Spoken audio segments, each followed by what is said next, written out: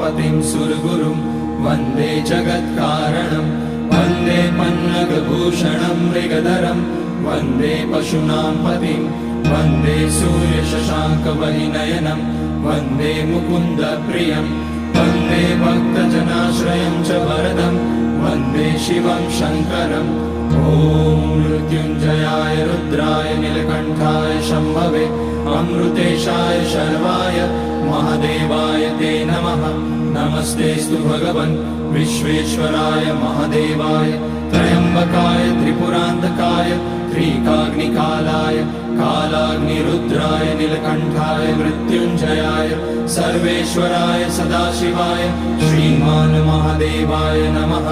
ॐ नमः शम्भवाय च मयोभवाय च नमः शङ्कराय च मयस्कराय च नमः शिवाय च